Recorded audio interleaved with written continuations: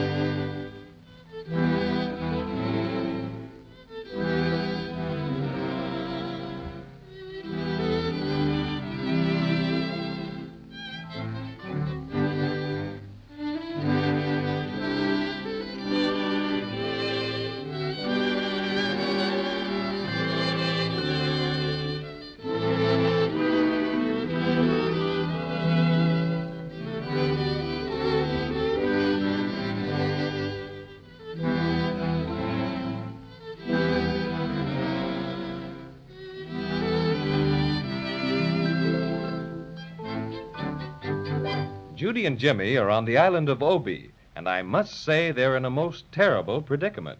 The roly-poly policeman was perfectly willing to give them their silver star, which he had pinned on his chest, but by the time they rowed down the shore to get around the magic wave which kept them from landing and walked back up the beach, what do you think had to happen? Well, that old crazy quilt dragon, who you remember likes bright, shiny things, got to the policeman first, and off with the silver star. Our three adventurers were hot in pursuit when all of a sudden the Cinnamon Bear vanished into thin air, just like that. Oh, dear. Where could the Cinnamon Bear have gone to? He was right here before us just a minute ago. Well, come on. Let's start looking. I'll go in front of you. This island of Obi surely is a funny place, Jimmy. Just like the pirate captain told us. That roly-poly policeman and the magic wave that wouldn't let our boat land on the shore and... Jimmy! Jimmy, where are you? Oh, dear. Now he's disappeared, just like Cinnamon Bear. Jimmy! Jimmy, don't leave me all alone. Come back. I guess I'll have to go on alone. Oh, dear. I wish I were home with Mother. Hey, Judy, we are over here we here. are. Judy. Why, Jimmy!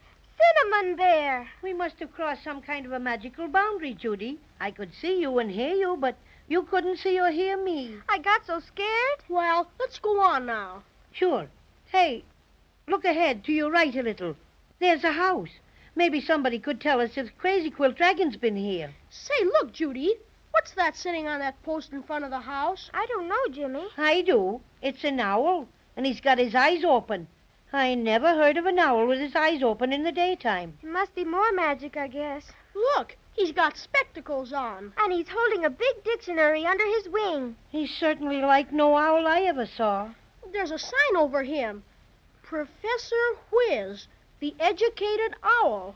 Educated. That's why he has that big dictionary. How funny. Maybe he's seen Crazy Quilt. Excuse me, please, Professor Whiz, but we've seen your name on the sign and... Saw my name, you mean. To whom? Well, seen or saw, it doesn't make any... It makes a great deal of difference. We've seen is a very gross grammatical error. To whom? Why do you always say to whom? I thought owls always say to who. Uneducated owls, I regret to say, have fallen into that error. I, knowing my grammar, would not think of saying anything but to whom. Well, I don't care if you say to whatchamacallit. We're very anxious to get some information, Professor Whiz. Yes, we had something awful funny happen to us. We were just going along, and then all of a sudden the Cinnamon Bear here disappeared. Then I went ahead, and all of a sudden I saw him again. But Judy, that's my sister here, she couldn't see or hear either of us, though we could see and hear her. Do you know what makes that magic, Professor? Oh, Indeed I do. That's a very small variety of magic brewed up by the Wintergreen Witch. Does she live in that little house? Yes, but she's not home at present. She left on her broomstick only this morning to attend the witches' convention. Well, why do you suppose she made it so he disappeared like that? I believe her intention was to keep her habitation invisible, while she herself might observe the action and appearance of all strangers in the vicinity. To whom? I guess she didn't like visitors then. Such English. She doesn't, not she don't. To whom?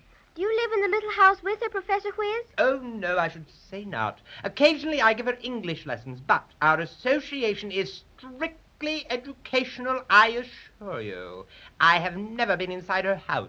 To whom? It must be funny giving lessons to a witch. Not at all, my dear little girl. The Wintergreen Witch used only to speak the witch language, which is a very primitive tongue, very.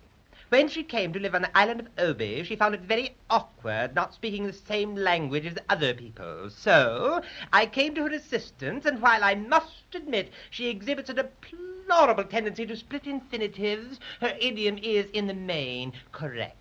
I don't understand what he means, Cinnamon Bear. He means that the witch is doing all right. Have you seen a crazy quill dragon around here anywhere, Professor Whiz? Oh, definitely. He went into the house just a while ago, asked me if it would be all right if he went in and looked around a bit. Did he have a big silver star with him? Oh, yes, I'm sure he did. Did he come out again? No, I would have seen him in that event. The Wintergreen Witch says there's only one door, and I happen to be sitting in front of it. Well, do you suppose there's any place inside where he could hide? My dear young fellow, I haven't the vaguest notion. I've never been in there, I told you. Besides, I'm much too busy thinking about grammar to fiddle-faddle around. Do you suppose it'd be all right if we just went in and looked around? Oh, quite. There can't be anything much in there, but go ahead. Just wait till I get my paws on that dragon. If I don't make his crazy quill colors turn black and blue... Dear, dear, such goings-on.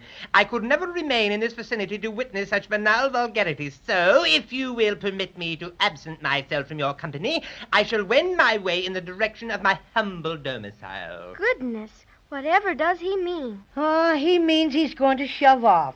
Well, thanks for the information, Proffy. Not at all. Don't mention it. Well, auf Wiedersehen. Adios. To whom, to whom, to whom. Gee, he certainly talks big words, all right, just like the principal of our school. Say, if we're ever going to catch Crazy Quill, we better get into that house in a hurry. You go in first, Cinnamon Bear.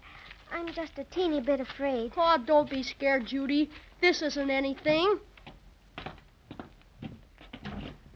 It isn't blocked. It's only one room. And I don't see the crazy quill dragon in here anywhere. Let's look around good. He might be hiding under something. I don't know where he could hide. All there is a fireplace with a lot of pots. I suppose the Wintergreen Witch makes her magic in them. My, isn't that a big picture? It surely is.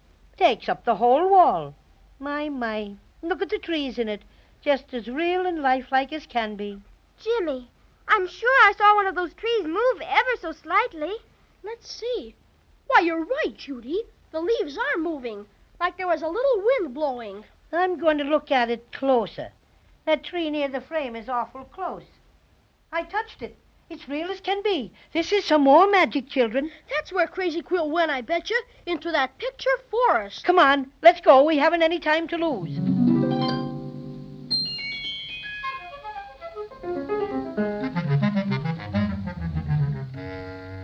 Oh, boy, I'm in. And me. This is a really, truly, sure enough forest, all right. Isn't it pretty, Jimmy? You bet. Gee, these are awful big trees, aren't they? Bless my stuffing, yes. And there's an awful lot of places where that crazy quill dragon could hide. We'll have to look very carefully. What was that?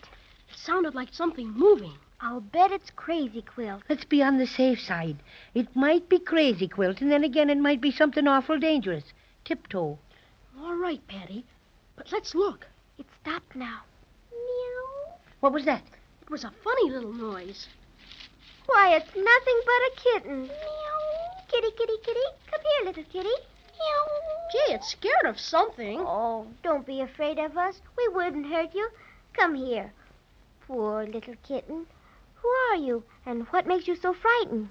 Fraidy cat, I'm just a fraidy cat, much more afraid than a kitten should be.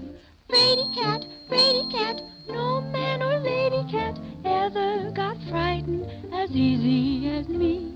I'm afraid of my shadow, it makes me so sad. Oh, I would be a little bolder if I dared.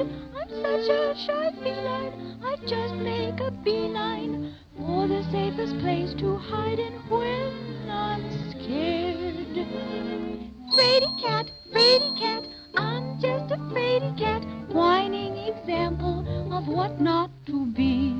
Fraidy cat, just an old fraidy cat, sometimes I even get frightened of me. What are you scared of now, little kitty? I saw a great big giant a while ago. Oh, there couldn't be any giants here. Why, you could see them a way off if there were. But this is a magic forest, and you can't see it if you're outside of it. And this great big giant lives outside of it. And I'm so scared. Maybe she's seen the crazy quilt dragon. Did you see the crazy quilt dragon in here, Fraidy cat? No. Oh, is there a dragon in here, too? Oh, what will I do? Oh, sure. He's a very harmless dragon. His only fault is that he's too fond of shiny things. But it's a dragon, and I'm scared of dragons. Besides, I'm black and shiny. But he isn't a bit dangerous, not like a giant, you know. Oh, now I'm scared again. Meow. You certainly are a fraidy cat, all right. Better let me get you out of that notion right now. You just got too much imagination, that's all. Oh, don't be scared now, fraidy cat. Let me pet you a little. I like you. You're very nice to poor little me. Most everybody else talks loud and scares me. There now. Nothing's going to hurt you, little kitten. And you won't have to be a fraidy cat anymore. Try to be like me, fraidy cat. Now I'm just a cinnamon bear with shoe-button eyes, but I'm not afraid of anything, even if it's twice my size. Am I ferocious? Garah! But I'm not a cinnamon bear. I'm just a little kitten. Oh, that's all right, but you should try.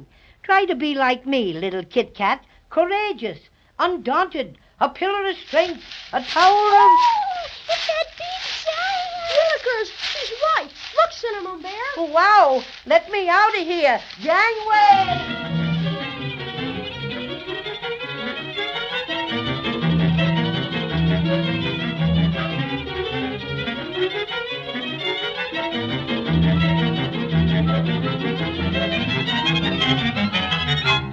If it isn't one thing, it's another, and this time it's a giant. I'm sorry to say it, but I don't see how our little friends can ever hope to outdistance a giant that's bigger than a house. And I, for one, am going to be right on hand next time to find out what happens to Judy and Jimmy and the Cinnamon Bear.